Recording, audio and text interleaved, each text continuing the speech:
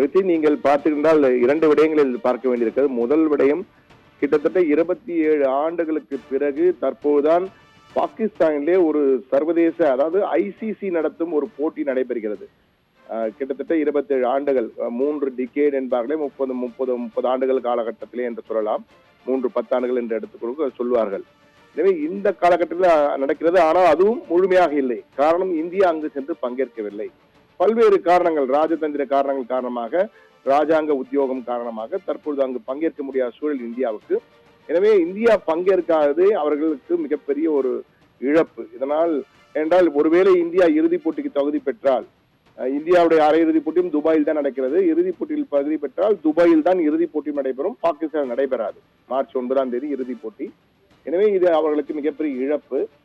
இந்த சமயத்திலே அவர்களுடைய பாகிஸ்தான் கிரிக்கெட் வாரியம் பலமுறை இந்திய கிரிக்கெட்டருக்கு எதிராக கருத்துக்களை தெரிவித்திருந்தாலும், இந்த முறை நேரடியாக அவர்கள் தெரிவிக்காமல், இன்சமான் உல்லக், நாம் யாரும் அவரை மறந்திருக்க முடியாது, பாகிஸ்தானுடைய கேப்டனாக ஒரு சிறந்த வீரராக இருந்தவர் இன்சமான் உல்லக், இப்போது வெளிப்படையாக ஒரு கருத்தினை தெரிவித்திருக்கிறார்.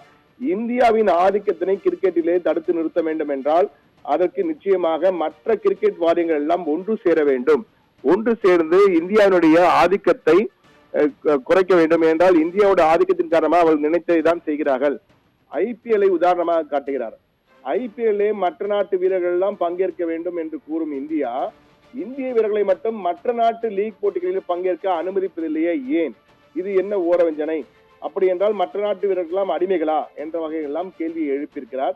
என்றால் நம்முடைய ஐபிஎல்லில் இந்திய வீரர்கள் பங்கேற்க வீரர்கள் மற்ற லீக் போட்டிகள், பிக் பேஷ் ஆகட்டும், அதே போன்று துபாயில் நடைபெறும் போட்டி, மேற்கிந்திய தீவில் நடைபெறும் போட்டி, இங்கிலாந்தில் நடைபெறும் போட்டி, ஆஸ்திரேலியாவில் நடைபெறும் போட்டி என எந்த ஒரு மற்ற லீக் போட்டிகளிலும் 20 ஓவர் போட்டி, 10 ஓவர் போட்டி, எந்த போட்டிகளிலும் பங்கேற்க முடியாது இந்தியாவிலே விளையாடுகின்ற வீரர்கள். யாரெல்லாம் பங்கேற்க முடியும் என்றால், ஓய்வு பெற்ற இந்திய கிரிக்கெட்டில் இருந்து ஓய்வு பெற்றவர்கள் மட்டும்தான் அங்கு சென்று பங்கேற்க முடியும் என்ற கட்டுப்பாடு இங்கு இருக்கிறது. எனவே இதைதான் அவர் இன்சமான் உல்லக் கேள்வியாக எழுப்புகிறார். நாங்களெல்லாம் வந்து பங்கேற்க வேண்டும், மற்ற நாட்டு வீரர்கள் எல்லாம் வந்து பங்கேற்க வேண்டும், தாய்நாட்டை விட ஐபிஎல்லில் அதிக பணம் கொடுக்கிறார் என்பதற்காக, வர வேண்டும் என்பதற்காக பணத்தை வைத்து எங்களை வலை வீசி அழைக்கிறார்கள். ஆனால் அவர்கள் நாட்டு வீரர்கள் மட்டும் மற்ற போட்டிகளில் பங்கேற்க கூடாது என பிசிசிஐ கூறுவது சர்வாதிகாரத்தின் உச்சம். இந்திய அணி பணபலம் மிக்க, இந்திய கிரிக்கெட் நிர்வாகம் பணபலம் மிக்கதாகவும் இருப்பதால் செல்வாக்கினை தங்கள் கையில் வைத்துக் கொண்டிருக்கிறார். தற்போது ஐசிசியினுடைய தலைவராக இருப்பவரும் அமித்ஷா தான் இருக்கிறார். அமித்ஷா அல்ல, அமித்ஷாவின் மகன் ஜெய்ஷா இருக்கிறார். எனவே ஜெய்ஷா அங்கு இருப்பதால் இது போன்று செல்வாக்கு மிகுந்த ஒரு நிர்வாகமாக இருக்கிறது. எனவே பிசிசிஐ முழுவதும் சர்வதேச அளவிலே ஆதிக்கம் செலுத்துகிறது. கிரிக்கெட் வாரியங்களை தங்களுடைய பேச்சுக்கேற்ப இழுத்துக் கொள்கிறது.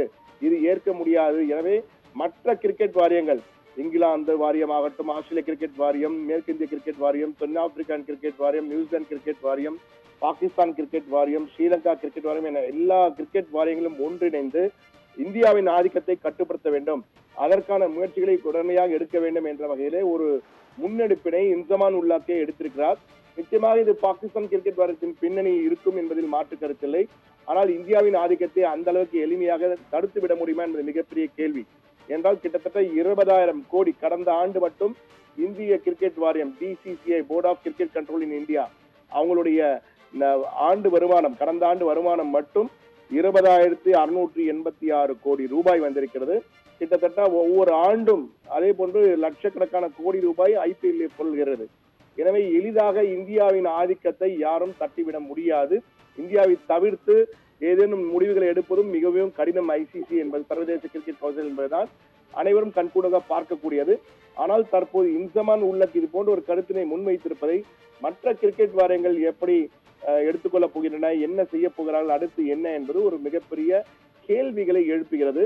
ஆனால் எனக்கு தெரிந்த வரையில் கிரிக்கெட் அனுபவத்திலே நான் கூறுவது, அடுத்த சில 5-10 ஆண்டுகளுக்கு நீங்கள் பார்த்தீங்களா, இந்தியாவின் ஆதிக்கம் என்பது தவிர்க்க முடியாத ஒரு ஆதிக்கமாகவே, செல்வாக்கு மிகுந்த நாடாக கிரிக்கெட் வாரியத்தில் இந்திய கிரிக்கெட் வாரியம் இருக்கும் என்பதில் மாற்று கருத்தில்லை.